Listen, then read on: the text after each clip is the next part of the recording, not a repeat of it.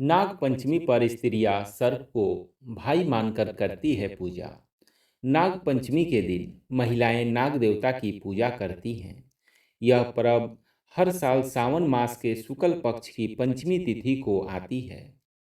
दोस्तों, आज हम आपको यही कथा बताने जा रहे हैं।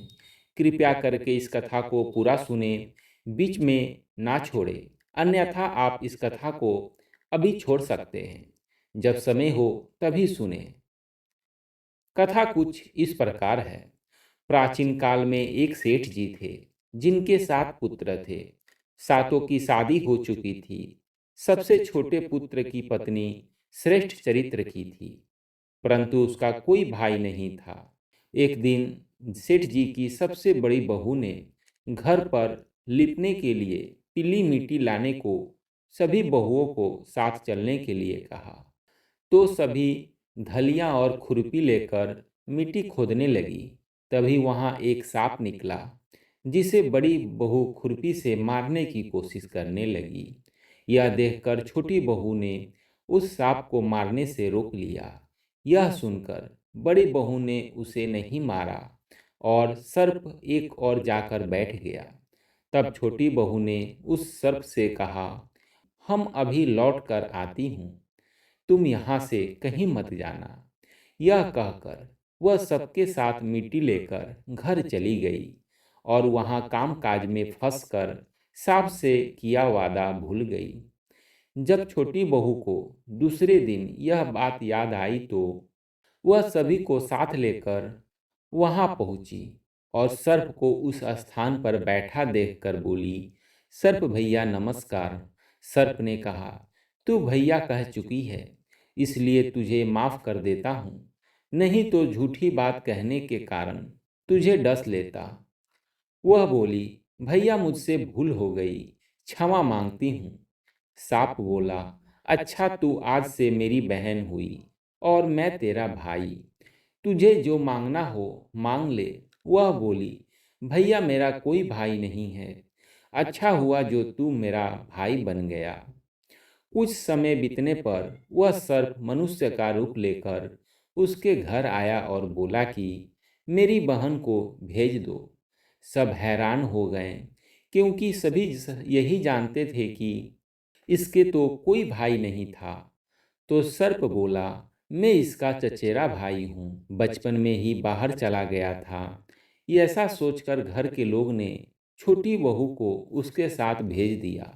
उसने मार्ग में बताया कि मैं वही सर्प हूँ, इसलिए तू डरना नहीं और जहाँ चलने में कठिनाई हो वहाँ मेरी पूँछ पकड़ लेना। छोटी बहू उसके कहे अनुसार उसके घर पहुँच गई। वहाँ धन ऐश्वर्य और को देखकर चकित रह गई। एक दिन सर्प की माता ने उससे कहा, मैं एक काम से बाहर जा रही हूँ, तू अपने भाई को ठंडा दूध पिला देना।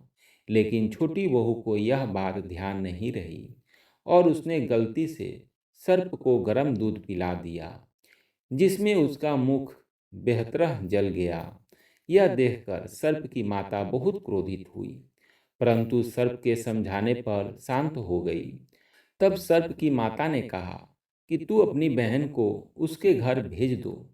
तब सर्प और उसके पिता ने उसे बहुत सा सोना चांदी जवाहरात वस्त्र आभूषण आदि देकर उसके घर पहुंचा दिया।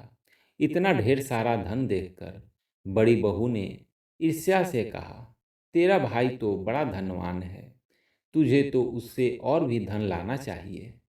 सर्प ने यह वचन सुना तो सब वस्तुएं सोने की लाकर दे दी। यह देखकर बड़ी बहू ने कहा, इन्हें झाड़ने की झाड़ू भी सोने की होनी चाहिए। तब सर्प ने झाड़ू भी सोने की लाकर रख दी। सर्प ने छोटी बहू को हीरा मणियों का एक अद्भुत हार दिया था। उसकी प्रशंसा उस देश की रानी ने भी सुनी और वह राजा से बोली कि सेठ की छोटी बहू का हार यहाँ आना चाहिए। राजा ने मंत्री को हुक्म दिया कि उससे वह हार लेकर शीघ्र उपस्थित हो। मंत्री ने सेठ जी से जाकर कहा कि महारानी जी छोटी बहू का हार पहनेंगी, वह उससे लेकर मुझे दे दो। सेठ जी ने डर के कारण छोटी बहू से हार मांगकर दे दिया। छोटी बहू को यह बात बहुत बुरी लगी। उसने अपने सर्प भाई को याद किया और आने पर प्रार्थना की, भैया, रानी ने हार छीन लिया है। तुम कुछ ऐसा करो कि जब वह हार उसके गले में रहे तब तक के लिए सर्प बन जाए, और वह जब हार मुझे लौटा दे तो हीरो और मणियों का हो जाए। सर्प ने ठीक वैसा ही किया। जैसे ही रानी ने हार पहना, वैसे ही वह सर्प बन गया। यह देखकर रानी चीख पड़ी और रोने लगी। यह देख राजा ने सेठ के पास खबर भेजी कि छोटी बहू को तुरंत भेजो। सेठ जी डर गए कि राजा ने जाने क्या करेगा। वे स्वयं छोटी बहू को साथ लेकर उपस्थित हुए। राजा ने छोटी बहू से पूछा, तूने क्या जादू किया है? मैं तुझे दंड दूंगा। छोटी बहू बोली, राजन, दृढ़ता क्षमा कीजिए। यह हार ही ऐसा है कि मेरे गले में हीरो और मणियों का रहता है और दूसरे के गले में सर्प बन जाता है। यह सुनकर राजा ने वह सर्प बना हार उसे देखकर कहा, अभी पहन कर दिखाओ। छोटी बहू ने जैसे ही उसे पहना, वैसे ही हीरे और मणियों का हो गया। यह देखकर राजा को विश्वास हो गया और उसने प्रसन्न होकर उसे ढेर सारी मुद्राएं पुरस्कार में दी। छोटी बहू घर लौट आई। उसके धन को देखकर बड़ी बहू ने ईर्ष्या के कारण उसके पति को सिखाया कि छोटी बहू के पास कहीं से धन आया है।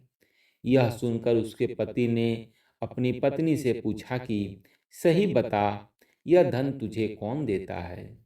तब उसने सर्प को याद किया। बहन को मुश्किल में फंसता देख उसी समय सर्प वहां प्रकट हुआ और कहने लगा, जो मेरी बहन के आचरण पर संदेह करेगा तो मैं उसे खा लूंगा। यह सुनकर छोटी बहू का पति प्रसन्न हुआ और उसने सर्प देवता का सत्कार किया। ऐसी मान्यता है कि उसी दिन से नागपंचमी का त्यौहार मनाया जाने लगा और स्त्रियां सर्प को भाई मानकर उसकी पूजा करने लगी। दोस्तों, यह नागपंचमी की कथा आपको कैसी लगी, हमें ज़रूर बताएं और अपनी राय हमें कमेंट में बोलें।